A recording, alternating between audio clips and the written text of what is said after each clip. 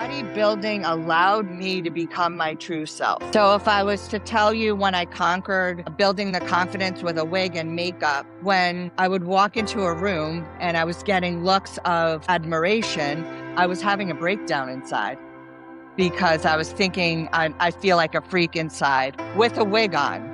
With hiding, I felt very fake, so going bald helped me take that control back, if that makes sense. Guys, bodybuilding allowed me to become my true self. And I say that, and as I get choked up, because I competed bald, I stunk at first. And then when I conquered competing in general, then I shed my wig.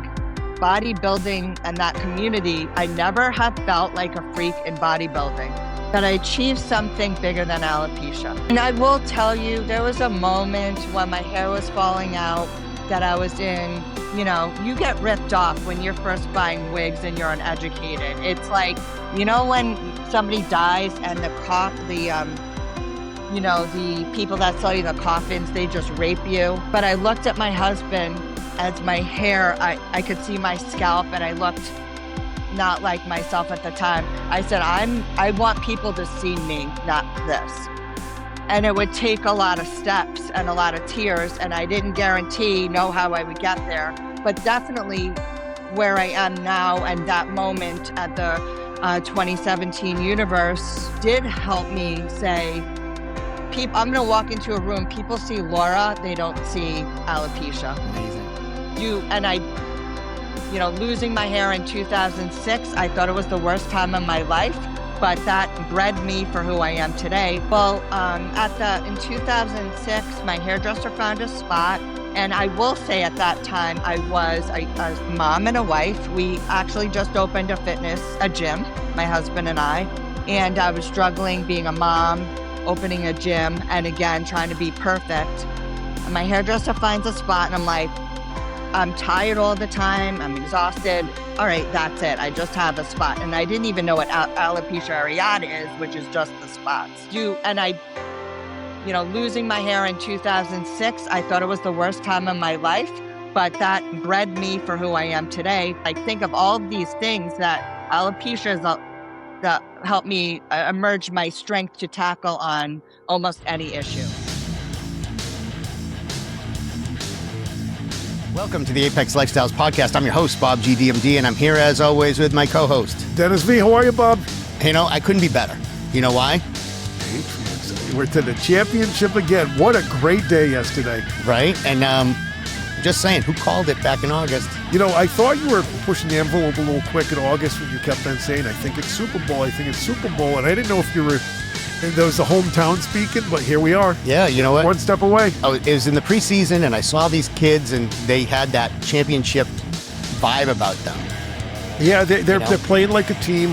Vrabel's brought them together, and it's just been a lot of fun. And hey, at the very least, we have 1 to 3 more weeks of football, so it's gonna be a lot of fun. Yeah, absolutely. And how lucky are we as a Patriots nation that we're going into Denver with the second-round quarterback. Second string, who was our quarterback 5 years ago, our backup. So it's drafted by the Patriots in 2019. It's going to be fun. It's going to be real fun. But that being said, Dennis, we have a really great story. We're heading back to the bodybuilding world today. I love it.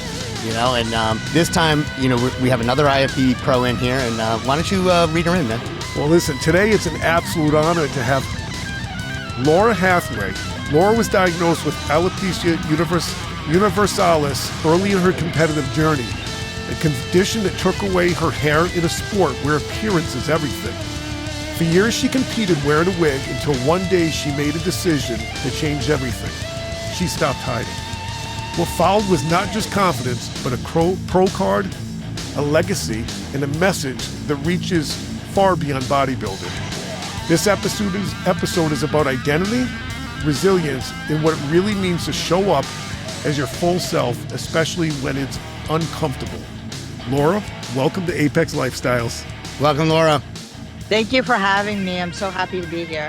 And thanks for taking the time out to chat with us, and we're going to have a fun time tonight. So, Dennis, why don't you kick us off, and we'll get to know Laura. Laura, tell us about yourself. Obviously, before bodybuilding, who was Laura? What were you chasing? What were you trying to? Yeah. So I did grow up around bodybuilding, whether I realized it or not. Before I had alopecia, I dated somebody, my husband, who would become my husband, was a bodybuilder, a local bodybuilder. And we worked for Matt Dufresne in Gold's Gym in West Springfield, Massachusetts. And I was just in that environment and I always thought, that was above me. So then flash to years later, what was I chasing? So growing up having a eating disorder, being a multiple sexual assault survivor, even though I was happily married, I was just trying to fit in to where I was in my life. So I wasn't competitive. I thought bodybuilding was again above me at that time. That's really interesting. When we did our research, I didn't realize that those things were in your past, in your background. Also, side note, I also am in recovery for many years for bulimia and compulsive eating, which I think has to do with those issues. Yeah. So I can imagine, I just went through a 5-year transformation and did I guess it was a long 9 months preparation and then a 16-week hard prep. With Nate Tello to get me ready to do my first show. And I can imagine that having bulimia is hard. It's hard to deal with in the bodybuilding world, but perhaps, maybe bodybuilding was part of the, I don't know, part of the therapy in a way, right? I did the homework before, so I didn't get into bodybuilding later, but I absolutely think for me that bodybuilding gave me purpose to eat, to grow, to take care of my body. It all made sense. So for me, yeah, this community is helpful. For sure. I've never actually met a more inclusive group of people in my entire life, actually. Being a rather out of shape guy walking into Gym Hub for the first time might be a little intimidating for most, but I was welcomed with open arms, which is I'm very grateful for you. What did confidence mean to you before you started bodybuilding and getting your diagnosis? Although I hope I emulate today that I'm a very open and authentic person, I do think you take your appearance for granted when you were younger. So simple things like perfect hair, perfect nails, perfect everything was definitely a big part of my life at that time. Like I'm sure many women in their 30s, because that's when alopecia was introduced into my life. I was focused on being a mom and doing all of those things perfectly. So I think appearance on the outside was a big draw of confidence for me at that time. How do you, maybe we get into it later in the show, but how do you switch from, external validation of and creating the confidence in that way to having it be, internally innate in who you are? A good question. I honestly, the first thing that's going to come to mind right now is living with this disease is a gift. I also have now vitiligo emerging and also arthritis. So think of my body attacking my body and all of these odd symptoms.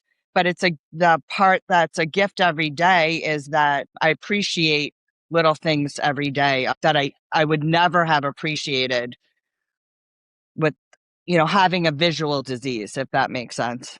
Yeah, kind of forces the issue in a way, right? Absolutely. And you can't hide. I can't hide behind emotions, looks. It forces you to bring out your true self. Laura, first of all, I applaud you for your courage for mentioning that you're a sexual assault survivor. As an educator for many years, and I started my years in residential, I worked with many children that were assaulted. So you mentioning this, I think, helps so many people. Can you share your journey of healing and the support systems that helped you along the way? With alopecia? With assault? With the assault? Yeah. So the hard thing about that is I'm in my mid-50s. When it happened, I was a younger person and we had to keep secrets when we were younger. So I carried that baggage. I think I carried it through alopecia and that forced me to look at that component, with the alopecia. Make sense? Yes. So I do believe it's all there's a part of it, and maybe you could speak to that, but there's a part of it all connected of maybe, can you imagine? I don't know if I'm speaking ahead of myself, but my hair just fell out within a month. My body hair, my facial hair, my entire body. So that's a loss of control. I didn't shave it, as well as sexual assault. We're having things happen to us that are out of our control. So for me, if I would speak to the alopecia part of it, is that I had to step back from the world in order to step forward. Makes sense. So Yep. it's interesting, like, obviously when something, dealing with alopecia, dealing with sexual assault, there are times where you're hiding your feelings, and that has a major impact on your overall well-being in Yes. multiple ways. Yeah, absolutely. And again, like that full circle moment of maybe, as I said earlier, my appearance was a way for me to have armor. And so can you imagine me walking around with armor and having that taken away from me? Yes, it was I'm not going to lie. I had some deeply scary, probably my husband should have called 911 a couple of times, mental health moments at my onset. And I was trying my best, guys. I was trying to put that brave face on. I dove in 1,000% trying to find the perfect wig, perfect eyelashes, put on eyebrows. Like the look I have today, I have zero on my face when I wake up. I create, and sometimes I wear a wig, but I have to create that look every day. So it took a lot of energy to deal with all of those components. It's not just like one thing's happening at once. You're Yeah. and it's kind of the way things kind of go in life sometimes is when one thing happens, it just keeps mounting and mounting and mounting. Yeah. And how did you balance things and try to find Mhm. how to make it through? Yeah. And, Yeah. and where's your competitive drive come from? I think the competitive drive I didn't know I had, but I think it was always in me. But maybe at first it started with myself, to be like weird and maybe marry some thoughts. I'm a true survivor. When I was sexually assaulted, one of my sexual assaults, I was on a camp bus and I tried to stop the bus. So there I was, my survivor, not afraid to speak up and fight. And then with, segue to alopecia, what I did was, again, I took makeup lessons during one time of a couple years. I just wore a a baseball hat with a bad wig, and I hid, but nobody knew because I'm a little bit of a chameleon. And I still went and volunteered at my young kids' school, but I practiced figuring all the aesthetics out so then I could heal. I had to get the aesthetics together so that I could heal my inner self. Does that make sense? Yeah, you start with the physical self, and the inside follows, right? Yes. That's a little bit how bodybuilding came into play, believe it or not. Because once I I believe got it. that aesthetics down, I'm like, well, what now? Like I got the great wig, I got my makeup down, and I will tell you, wig is one thing to make I put eyelashes on every day. You can't cry. I paint eyebrows on every day. If I rub my face, it smears off. So that took a lot of practice and time healing to be able to juggle all of the mishaps that come along with putting that together every day. Yeah. So take us back to 2006. Mm-hmm. What was the first moment you realized that this was not stress? When And that it's also not just hair, Yes. Take us through that. Well, in 2006, my hairdresser found a spot. And I will say at that time, I was a mom and a wife. We actually just opened a gym, my husband and I. And I was struggling being a mom, opening a gym, and again, trying to be perfect. And my hairdresser finds a spot, and I'm like, I'm tired all the time. I'm exhausted. All right, that's it. I just have a spot. And I didn't even know what alopecia areata is, which is just the spots. Then about a week or so later, I just run my fingers through my hair and my hair is falling out. And then I'm going to doctors. And at that time, the doctors I went to, I was accused of not eating. And even though I wasn't a bodybuilder, I was in the fitness industry. So I was like distraught over having doctors accuse me of not eating, of pulling my hair out, of doing all these things as my hair and my eyelashes and eyebrows are falling off of my body. So my husband and I thought at the time something was really wrong with us. I didn't know what alopecia universalis was. That was 2006 was an odd time. What part was harder, the physical change or what you told yourself it meant about you? Great question. I would probably say the latter, believe it or not, I wouldn't have said that at the time, but today I would say what I thought it meant about me. Yeah, it's that your persona is built upon, how you perceived by the world, right? And then now that's changed. I can relate to that completely just because the way my story ran out, it's not the same, but it's different, you know what I mean? Yeah. But it is the same principle for sure. Yes. Laura, what's interesting as well, you mentioned mid-50s. We're all in the same age bracket. Is it safe to say you would potentially deal with it different today than you would 20 years ago with the life experience you have and the experience of dealing with it? It would be much different. Absolutely. I always had the go-getter in me, but I didn't have that confidence. Losing my hair in 2006, I thought it was the worst time of my life, but that bred me for who I am today. I've lost a parent. I'd have another parent who's battled cancer, family issues. Like, think of all of these things that alopecia that helped me emerge my strength to tackle on almost any issue. I've worked with students for many years, and when they're going through something, I said, it's tough for you to understand at the moment, but this is going to help you confront obstacles throughout life that you could never imagine. Unfortunately, you have to build that thicker skin and you get stronger through those experiences. So appreciate you sharing that. That's a great perspective. Mm-hmm. Yeah. And on that, like, how did that change the way you walked into a room, especially like, when you walk into a contest, right? And this is a very aesthetically driven sport, right? Mm-hmm. There's a lot that goes into it, but at the end of the day, you're being judged on your aesthetics. How did that change the way you walked into a room internally at first? And then how is it now? And where was that shift for you?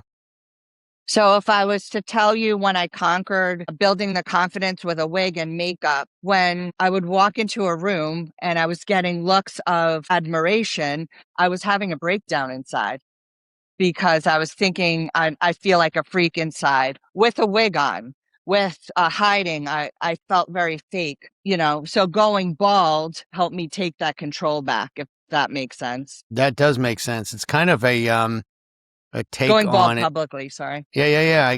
I got you. It's almost like a take on imposter syndrome in a way. Yes. And That's how I felt competing at first. That's why I went bald, to compete. Like, I'm glad I did it when I did it, because I wasn't ready to go bald. Guys, bodybuilding allowed me to become my true self. And I say that, and as I get choked up, because I competed bald, I stunk at first.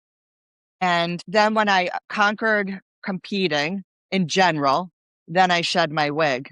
Bodybuilding and that community, I never have felt like a freak in bodybuilding. Even though I had issues when I was wearing a wig, nobody treated me that way. It allowed me to decide, as all of these things in my life I had no control over, I decided to compete with no wig. No one stole that from me. It's Lauren, as you're speaking about this, I'm thinking about, I played sports. I high jumped growing up, but nobody attended high jumping. The meets, like, you couldn't see us. I played basketball. I still had 9 other people on the court to hide some imperfections and flaws. I played baseball. Yeah. You're there by yourself. Yeah. So it's almost like, explain what that's like being by yourself up there and how that really helped you, develop could I say, like, your inner self, the strength in the inner self? Yeah. I mean, I think you do build that self-dialogue. And for somebody like myself, who's had some challenges that at that time I hadn't dealt with, and they were loud, the self-talk. And I did try and break it down a little bit to most people. And Bob, maybe you know this, most people quit and don't get on the stage, perfect or not perfect. Most people don't practice before they get on stage. I tried to break it down. So even though I might not have felt myself, I did try and praise myself for little wins. Yeah. We talk about that all the time. All the time. All All Yeah. the time. You know, And we praise each other on stupid little things that we do too, right? Talk about the support thing. And that was kind of leading into the next question, Dennis, you know? you know, it's funny. It's like when you know, I talk to students in college, and when they take a class, they're like, what do you want to do? I want to get a degree. I want to, you know, like, that's 4 years.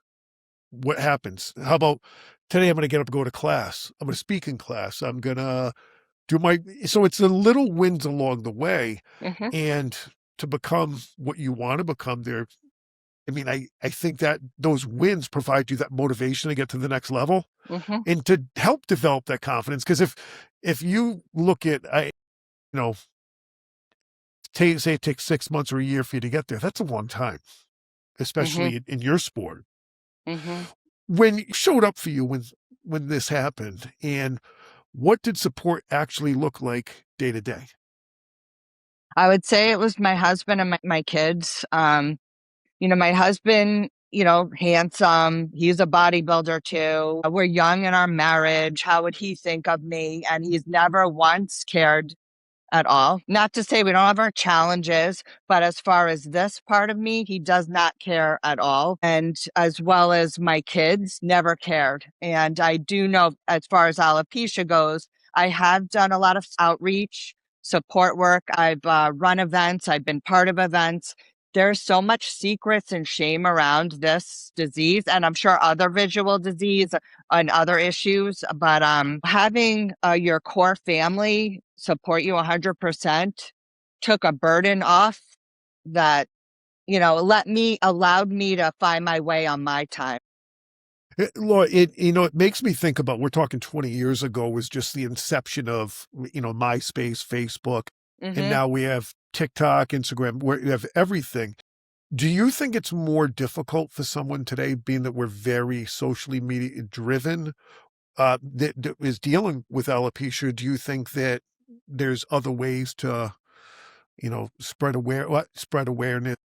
Yeah. I think if I lost my hair today, it would be easier, quite frankly. Everybody wants to stand out. Everybody wants to be different. So this and the reaction I get from people, I stand out without asking for it because I'm kind of an introvert. So as much as it looks like I'm asking for it, I'm quite shy until I know you, then I won't shut up. But I I do. relate with that too, 100%. Yeah.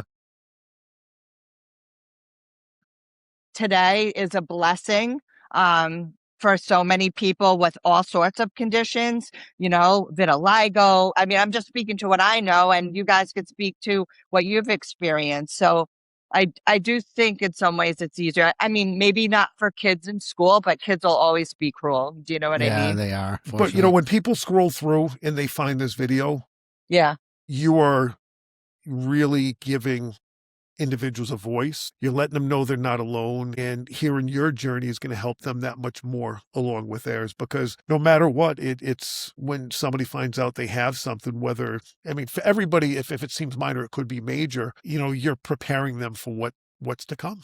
Yeah. I mean, I live with my kids especially, but as well as people that I meet, because standing out, you have to understand people come up to me, as you guys both know, I work the bodybuilding shows now selling tickets on the front end, and I meet people, big manly men to young people. They tell me all of their diversities, and it's cool but that's what drives me. I did feel alone 20 years ago and very depressed, and it still gets me. And to have somebody be okay is rewarding, like fires me up like nothing else.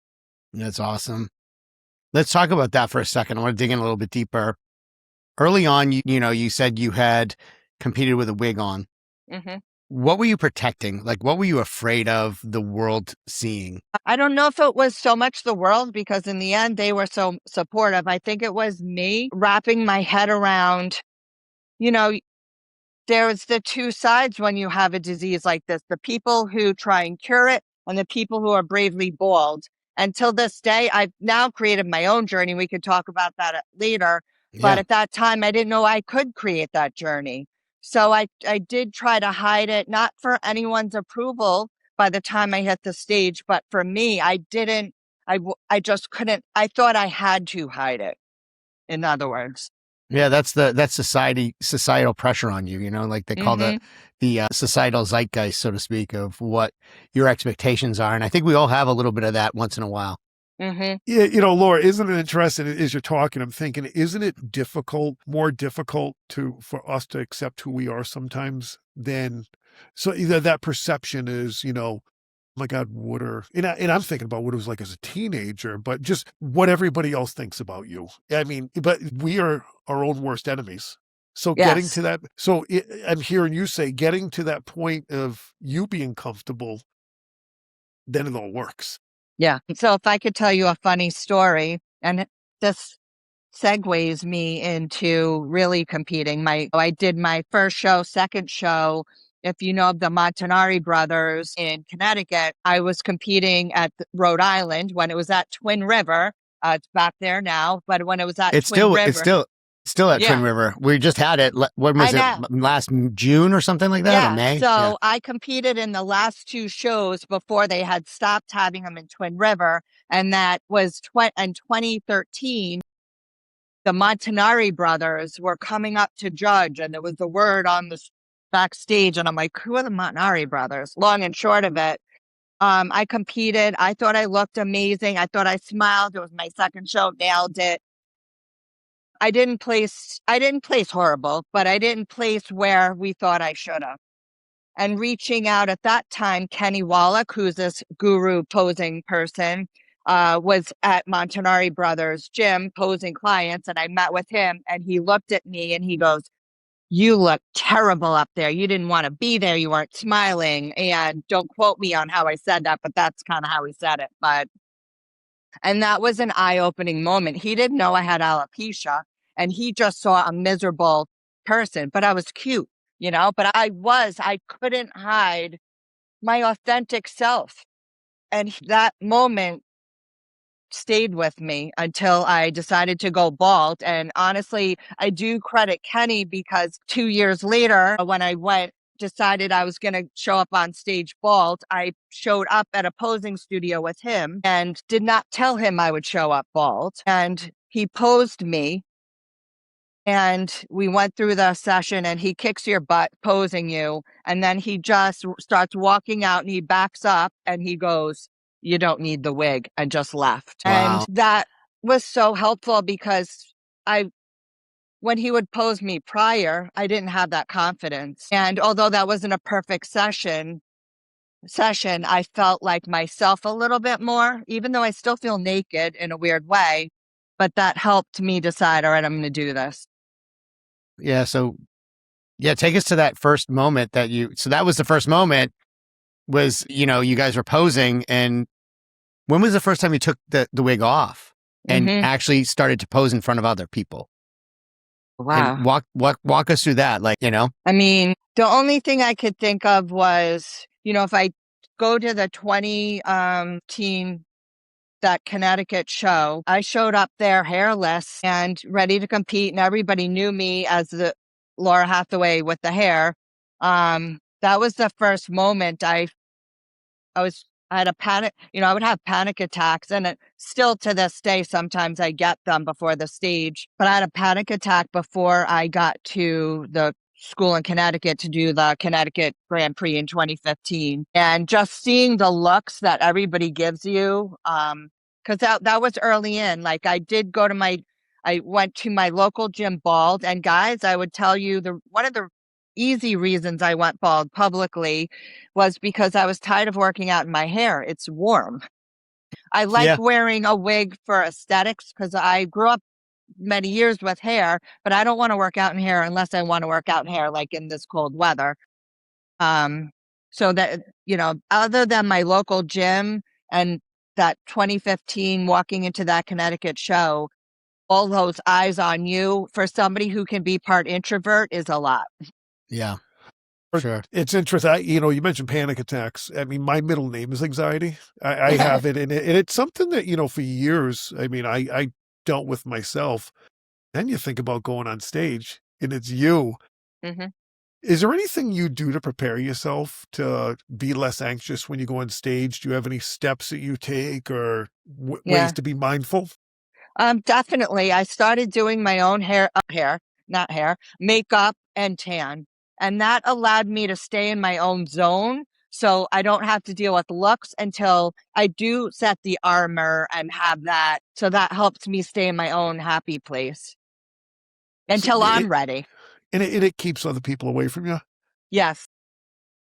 Sometimes other people can bring stressors that are just so unnecessary. 100%. Right. Yeah. I resonate with a lot of that. The first time I ever did, like that last April, I was out back and they didn't allow any of your coaches back. So I was texting with Nate the whole time and I was just basically, you know, disassociating myself. I wasn't even in my own body at that moment. So I can relate in a way. I would also, one side note, I would keep music on, like spa type spiritual music or maybe heavy metal in one headphone. So if someone's coming up to me, talking to me, and they're saying something I don't want to hear, I'd focus more on my music than, because you get a lot of ignorant comments, guys. I get all ends of the spectrum comments. Even if people mean well, it's a lot to take. Yeah, for sure. Thank you for sharing that. How do you, I mean, because in the perfect world, you'd be like everybody would know how to act. How do you confront that? Sometimes I educate them. Sometimes I yup them, but with time, because it's taken time, I just tune it out. Because who I'm drawn to, like you both are awesome and you get it. You're good. You're deep souls. I try and look at it. They're a young soul. They don't know life's challenges. So I don't want to hate on anybody. I just look at them as my people are been through things or they can relate to whatever it is, even if their journey is different. I'll focus on that. And then I don't give other people my energy anymore. But boy, did that take time but I'm grateful I've learned to not give those people my energy anymore. Yeah. Those energy vampires, they can do a number. Let's kind of move on to NPC Universe Pro Card moment. Yes. Tell us about that.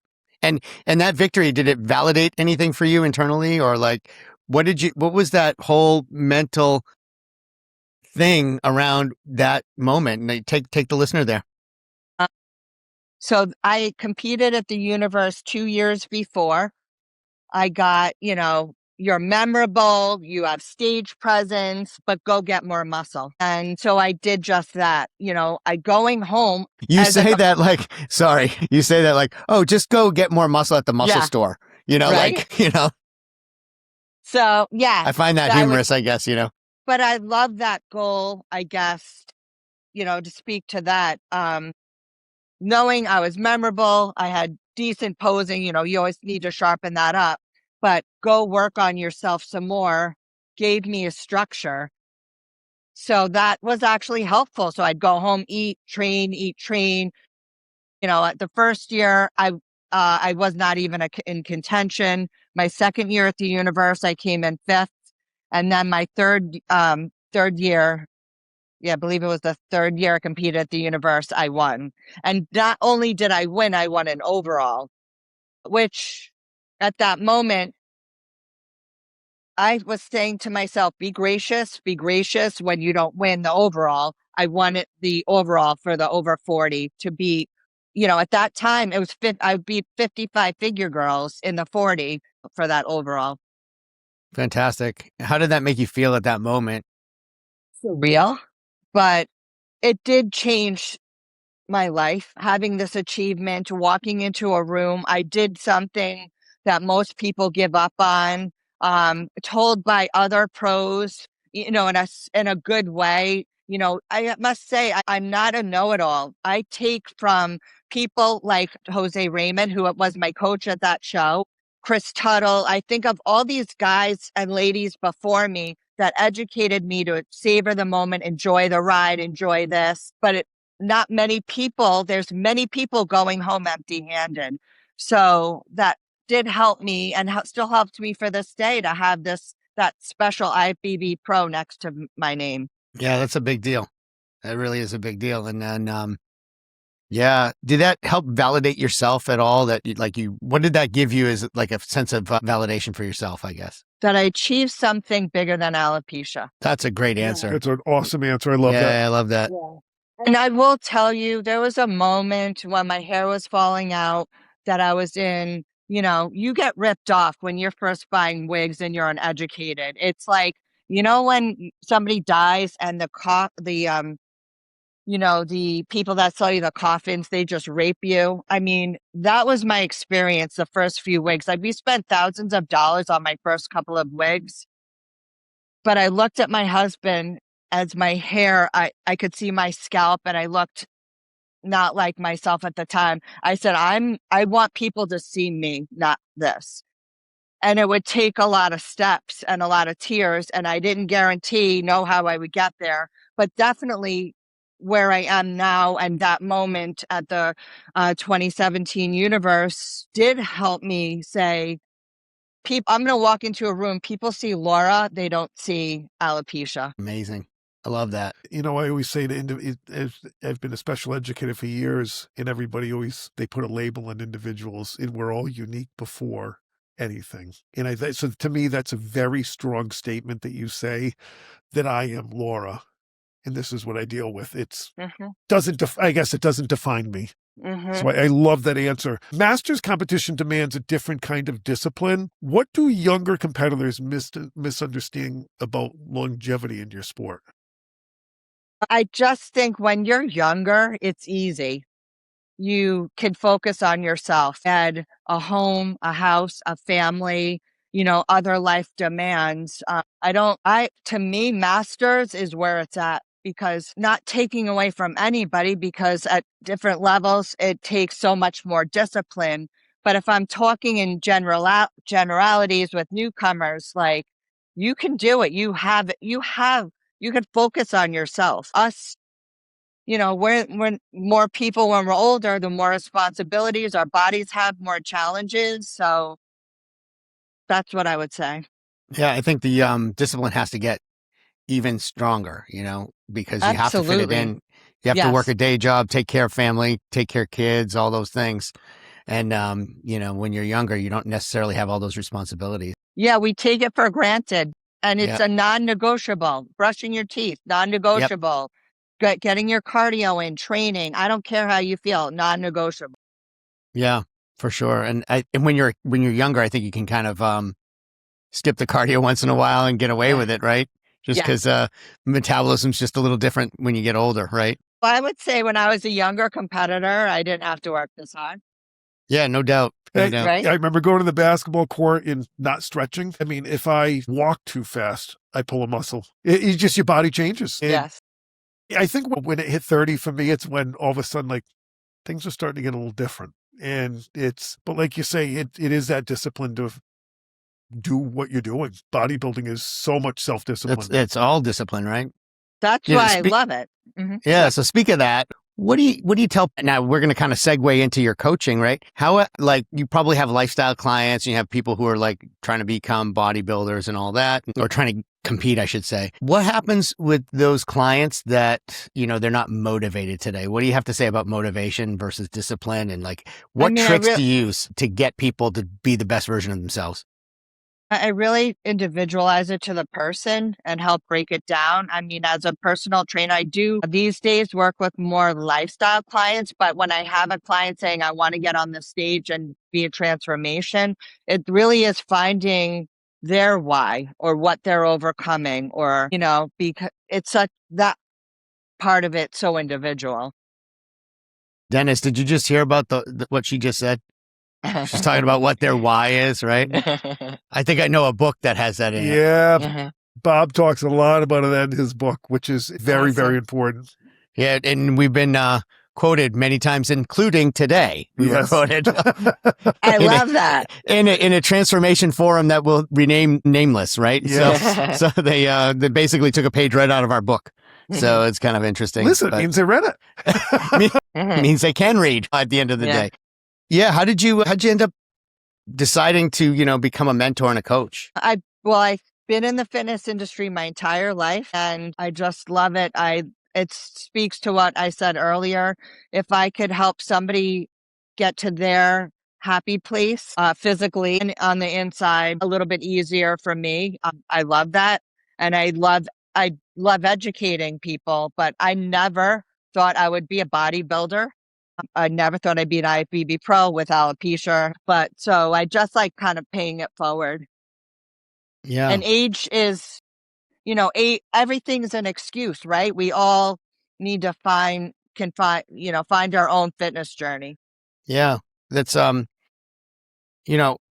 what is a common, I guess we're going to talk a little bit about the coaching. What do you find is like a common mental trap for your clients, especially like females getting ready to compete?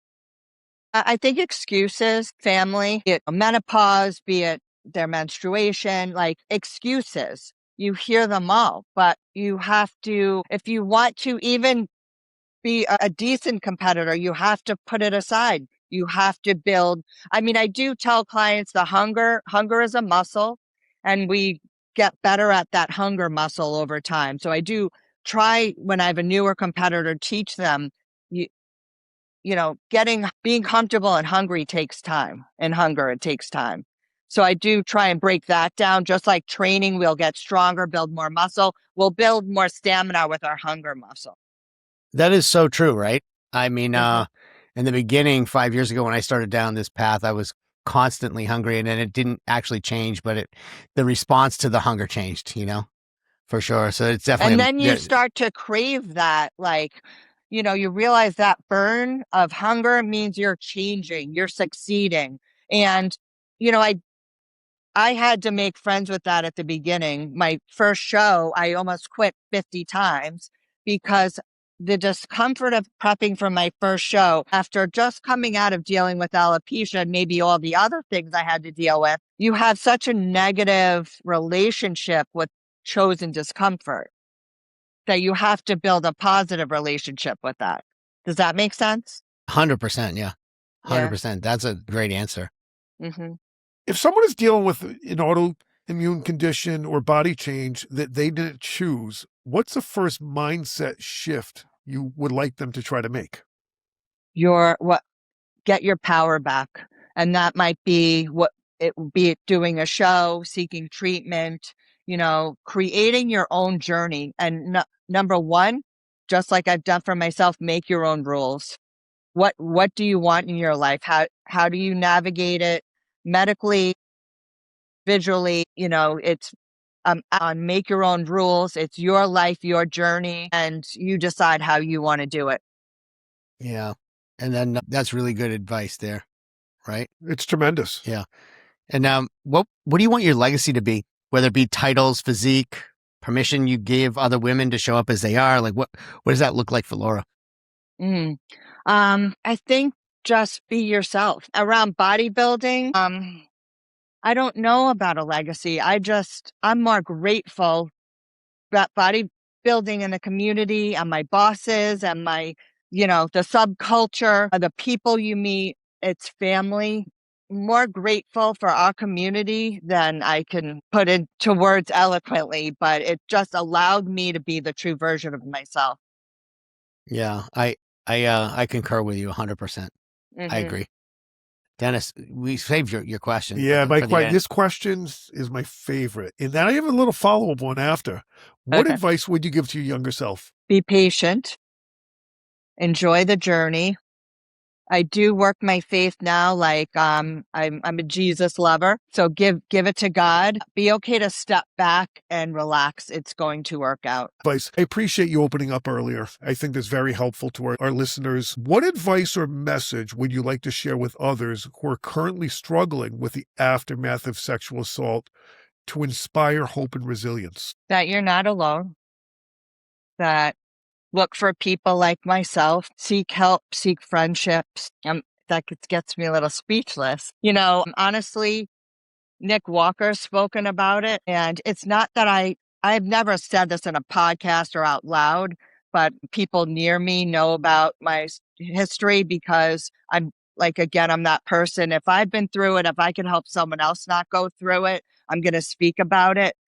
But So like I'm saying, like I'm speaking out, but I had somebody else speaking about it that said, I don't want to hide that part of myself. So you are both giving me this opportunity today to touch upon that is a gift. So I want that for other people. Like look to those people who are willing to share. And again, I still am in therapy every other week because I need to keep growing and flourishing. So I do believe in support, faith, and community. Laura, it's so special that you share because you never know who you're sitting next to, who you're in the presence of, and what somebody has went through. And even if it isn't what you're going through, you're inspiring them and giving them the hope to take some action when they're ready. You go, please. No, I'm so sorry. The one thing I do want to say is we get when we look our best for these shows, or you see me at a show, or people like us, we're put together. I get a lot of, I'm intimidated by you. You have a perfect life. And I wish people would just be willing to say, wow, you look good. How did you get here in person? You know what I mean? Or, because it's so hard. I work so hard to achieve this. I don't want people to be intimidated by it. I just put my homework in at my journey through pain and deep depression, that I just want people to, not just myself, but other people who achieve things, like ask, get to know. Does that make sense? Yeah, absolutely. It's the ultimate in pain to purpose story. Mm-hmm. Really, at the end of the day. I mean, do you have anything else to add, Dennis? Everybody's journey is different in when they get where they're going, and, assumptions by, sometimes confidence may look as, God, you're intimidating. And, but they don't know, they didn't walk in your footsteps, for all those years to see how it took for you to develop that confidence and to be resilient and to do those things. So just, I like the way that you share it when you ask somebody, instead of, God, you're intimidating. How did you become more confident? Can you share that with me? Because I lack that right now, but I think sometimes that can be more of others' insecurities than rather reflection of the individual they're talking to. Yeah. I'm the type of person that and again, being around the bodybuilding community, I get to meet pros all the time and these high level people around our community. I'm drawn to ask and listen. Tell me about yourself, and then all of a sudden there's a bond and I realize, oh my God, again, it goes back to the why, Bob, but understanding about people, I feel so normal learning about other people. I don't want it to be about just me. I want to connect. So I feel better in my life that we're all in this together. I get great confidence and I feel happy every day when I know we're kind of all in this together type of feeling. Yeah. Great answers. What a great episode. How can people connect with you, Laura? Basically, it'd be easiest if you DM me on my Instagram, Laura Hathaway, IFBB Pro. That's easy. Yeah, easy. Yeah, that's great. We'll put it in Or say goodbye to say hello to me at all the Northeast shows. I will be selling tickets. That's right. Dennis, anything else? I want to echo some of the things I've said throughout is I really appreciate you speaking openly about challenges, obstacles you've had, and how you've overcome them, and, how you still overcome them. And that is, everybody in life is going to have challenges at some point. Some are more serious than others, but I think you give reasons for people to have hope, to become more resilient and become more confident within themselves. So thank you so much for joining us. And you are definitely the epitome of somebody that's striving to reach their apex over and over again. Dennis and Bob, thank you for having me and being so warm and sharing yourselves. Like, again, you made me feel connected and comfortable. So great. And we're really, beside ourselves that you came in. We think that, you're a great guest. We loved the idea of having you on. Loved your story. Follow you on Instagram. Dennis does too. And been following along. And it was pretty awesome that you came in. So thank you. Thank you. for the listeners, this episode isn't about bodybuilding, it's about identity. If the conversation resonated with you, share it with someone who's struggling to show up as themselves. And if you're listening on YouTube, hit subscribe, because Apex Lifestyle is about becoming undeniable in every area of life. Laura, thank you for showing us what courage really looks like, and hopefully you can come back another day.